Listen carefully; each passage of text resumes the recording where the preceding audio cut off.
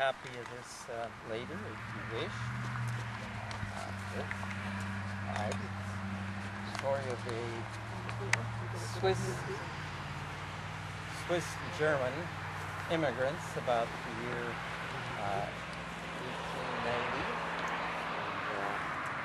Gottlieb, not sure if I'm going to get the right accent in it here, but try it from time to time.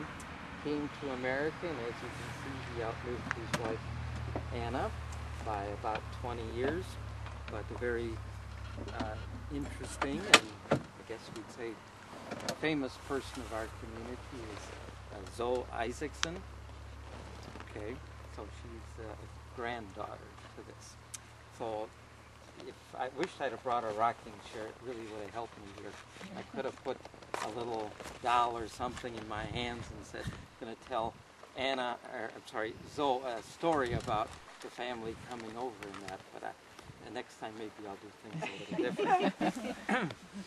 All right, I'm Gottlieb Dettweiler, born October 18th, 1874, in a suburb of Bern, Switzerland. I turned 16, and an older brother and I had plans to come over to America. A sister of ours lived in Lake Crystal, so we came through, and we're going to pass through Ellis Island and all of that and get to America and see all the excitement, but on the way over, tragedy happened. My brother his appendix burst on the ship, and he was certainly then buried at sea.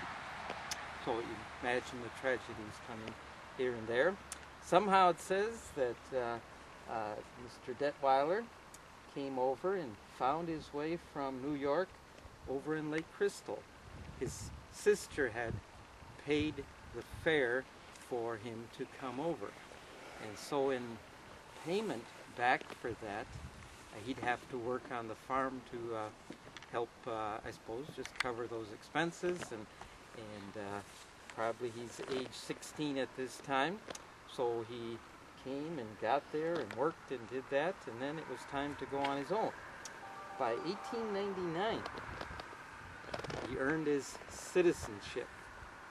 Became a citizen after having been here some 9 years, and worked after the farm, went to Mankato and worked for Hartpar Tractors and the makers of parts and that there. But Mr. Dettweiler, you will hear quite a bit about mechanics and hear quite a bit about DeSoto. Anybody remember the song that DeSoto used to put out in their commercial? You're all going to show me your age. Something about it's delightful or something. It's not delicious. That wouldn't quite fit. Delectable? It's delightful. It's delectable. It's DeSoto. Okay, something was there, but I remember that. And then DeSoto was never made again. But I kind of remember that much. So back in the early 1900s, about all he had packed was a little bag, some clothes, and all the mechanical tools that he had.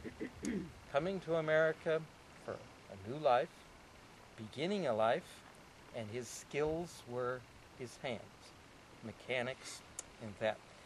Brought my wooden chest with all my favorite tools, came and worked in Mankato, worked at Willow Creek as a blacksmith, and about this time he met one Anna Bussmann. She was also German-Swiss. They were married about 1902. Lester, the older, was born 1904, Arlene in 1908, and I believe Lester is the father of Zoe, and that.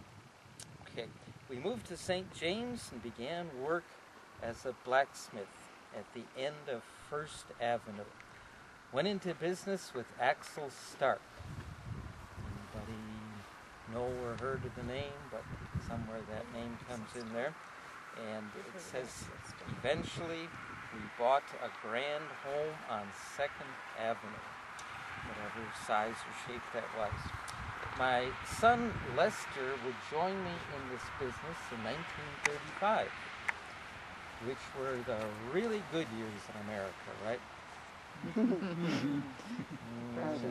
If there's depression or anything close, it's probably the worst years America had ever known, and whatever took it just was going to be horrible time. Okay, Lester had married Zora Hall, and Zoe was now 5 years old, and she shared a lot of this information. But though times were tough in the Depression and World War II years, we eventually bought, and we had saved up for a home, and as we said, probably the income was like $100 a month, $3 a day.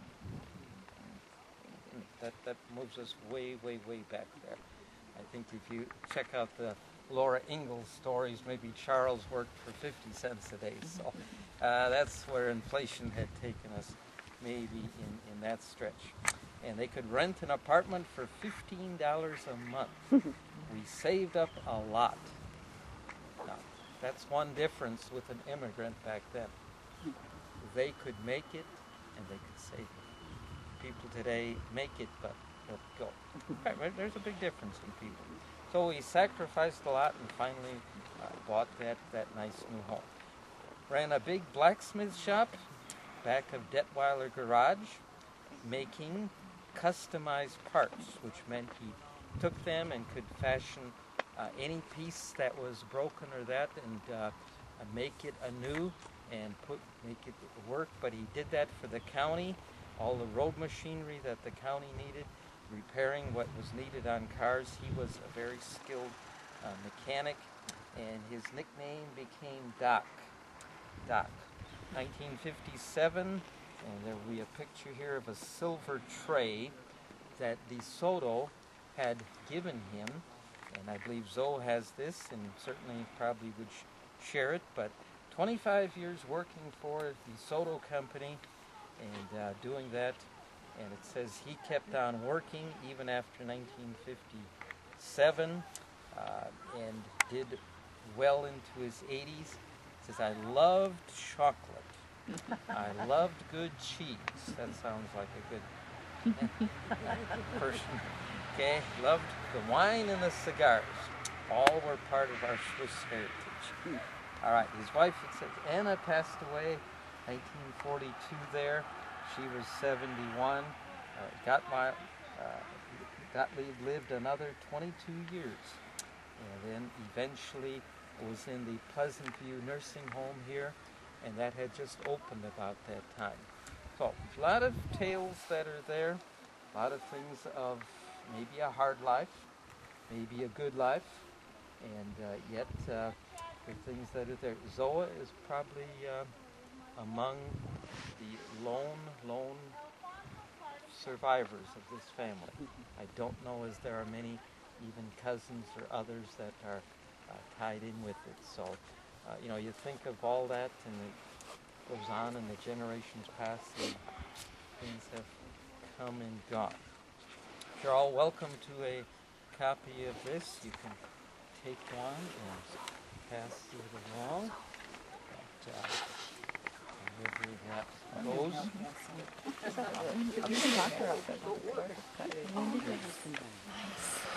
I'm sorry.